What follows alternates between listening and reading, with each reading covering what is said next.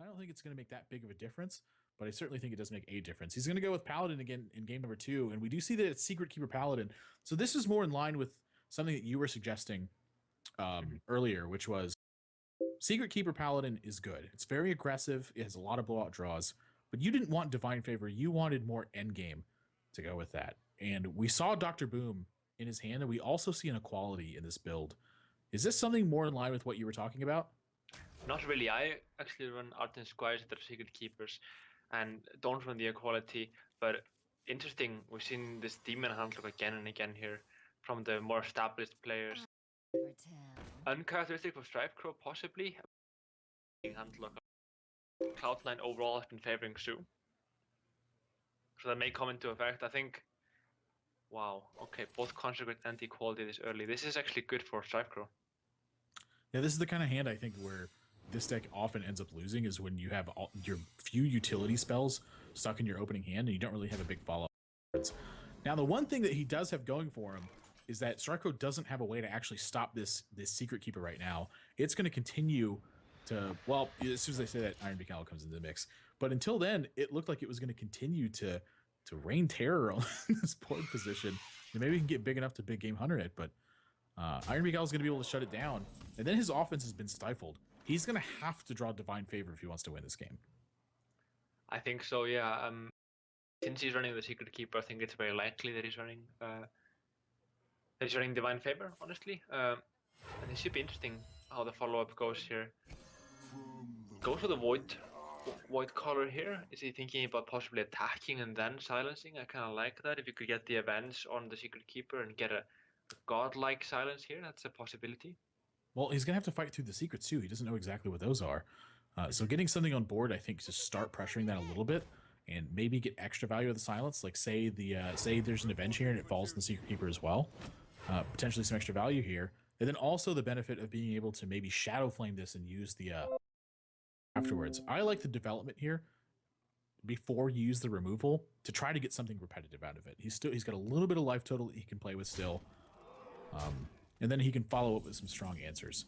This also maybe sends ProtoHype a different message than he's anticipating, which if StrifeCro has removal, maybe he would have used it already. So now, in this order, maybe he doesn't have any removal left. I think it's a good point. Now, this turn might be a bit tricky for StrifeCro. I don't know if he thought this through here. Noble Sacrifice, okay. But wow, that's actually... It's actually really important that Juggle hit the Void Caller, because now he's in this position. It could be bad as well. I mean, if he wanted to possibly Shadow Flame the Void Caller, but it works out here. I would be surprised if he doesn't just run into the Hunter Creeper and Shadow Flame.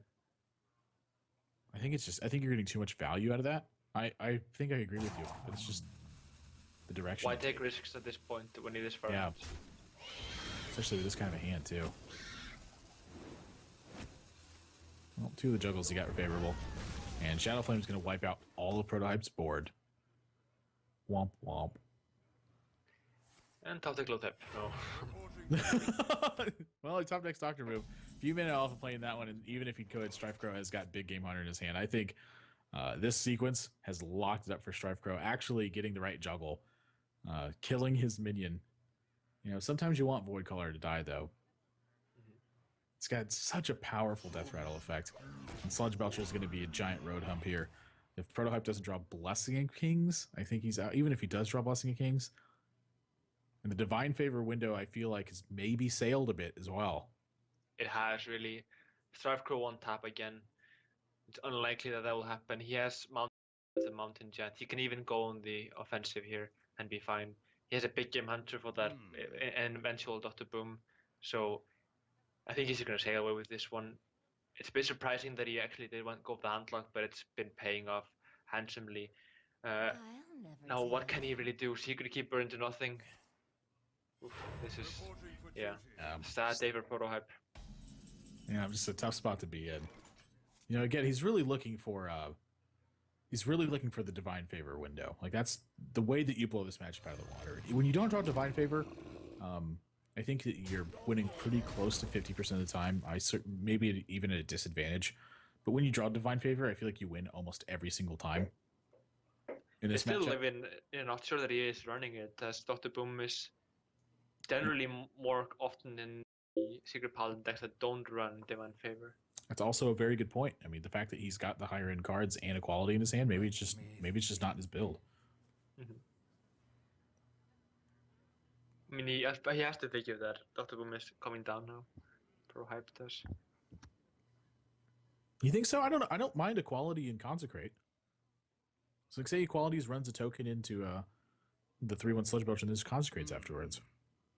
Like what else you can do with consecrate in this matchup? Then you get to play Dr. Boom and Avenge afterwards. But stuck with, almost an empty board. You have one token. Going from there, that's the problem. Well, it's going to be a long uphill battle, but the Dr. Boom is how you're going to win. That's really the gist of it. Oof. Acidic Swamp Boost. This is a card we haven't seen in a while in Handlock. Yeah. I guess since the Grand Tournament, as Patron hasn't been as much of a threat, but with all these patrons, maybe this is strong. But this Demon Handlock here with Acidic Swamp Boost is going to murder every patron it goes up against. So maybe it's a blessing in disguise that this deck isn't going to be able to play against ProtoHype's patron. But 12 health. Could this be doable with good boom bots? I don't know. Could it be doable with good boom bots? I think good boom bots can accomplish most things. Mm-hmm. That's what I think. But he's got antique healbot as well. Like, is he thinking about the antique healbot here over the Mountain Giant? Is that a possibility? I think Temple Hellfire, no question. Least am I kidding, but no Bastion Kings possibilities. This is really interesting. Wow, this is unique. Talk to me about this line. I can see the benefits of doing this, but now suddenly I feel like this can get punished by a couple of draws. I guess the main idea behind this is he wants to be able to both kill the token that comes out and Divine Favor. Wow, this game just opened up hard. You got to play the Dr. Boom first, right? I think so. You got to get something on board. You have to provide some sort of presence. Yeah, it's hard to pass up 5 card draws right here, but your opponent just played 11 power worth of stuff. They're at 12, and you got to get something done. Yeah, I like the Dr. Boom here. Yeah, it's kind of like going for Dr. Boom versus, I guess, Lore until 7ers and Druid. I think it's just better to go for Dr. Boom in that case. Draw after the fact. It's even possible that StrifeCro will be forced to tap into a Big Game Hunter. Potentially that's the case from ProtoHype side, but we do know that he has the Big Game Hunter here. Now his probably just to try to empty his hand and try to not die to the boom bots. Yeah, I agree with everything you just said. I mean, I think it's really where he's at is trying to get to a position where he's forcing StrifeCro to make a decision he's not necessarily comfortable with. Now I think this is actually just going to be Big Game Hunter. He'll see another line of play here for StrifeCro. Just taking the light out for ProtoHype. Maybe he won't give up quite yet, but I think Face is actually best for the giant. Oh yeah, exactly. Yeah, I agree with the Face here. But now, I mean, StrifeCro is at 19. ProtoHype's about to draw 5 cards. I don't think he's out of this game. No, you go Consecrate first though. Yeah. Oh yeah. 5 wouldn't cards. Blessing of Might, abusive. Really good boom bots, is that possible? If those cards are in his deck, I think he Divine Favors first. He's only gonna have 2 mana afterwards. You're gonna guarantee good boom bots here though. Alright, so here we go. 5 extra cards getting picked up. Been counting ProtoHype out, but maybe that's a mistake, yeah. Blessing King's Repentance, little late. True Silver Champion. I think pretty good in this game, honestly. And now here's the decision. You kill the Molten Giant or go Dome. You can go for the Hunter Creeper for sure. And you actually threaten lethal if you go for the Dome. I think you go for the dome. Let's take it upstairs, boys. ProtoHype's getting aggressive in this one, and StrifeCro, I mean, he's suddenly on a back foot. His last turn was very strong, but ProtoHype having Dr. Boom into Divine Favor has given him the push he needs to actually make a lethal possibility here. I mean, 2 turns ago, it looked like ProtoHype had 0% chance to win. That's true here, yeah. Things are changing fast.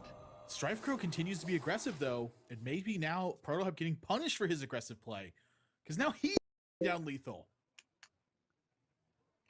Turn on this reel. So with Crucial Champion, he'll have 16 health. That might not be enough. Yeah. Almost gonna be enough, yeah. No, it's not enough at all. He's got to kill that Molten Giant. I guess so, yeah. I mean, and StrifeCro, you know, being down 0-2 against StrifeCro, as ProtoHype, you have to almost give up mentally. It's just too much to handle. I mean, you know, I guess if it's a player you don't know, but if you know it's StrifeCro, you know he's gonna play his Paladin, you know he won't misplay. It's just really a tough spot to be in.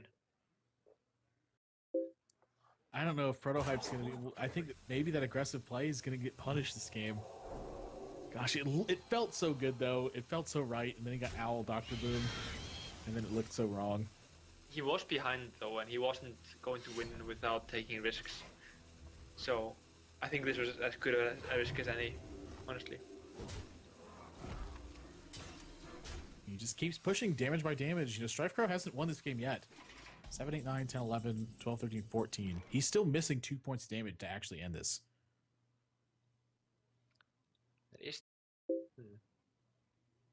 But where's the burst gonna come, though? And with even mediocre boom bots, this is looking rough.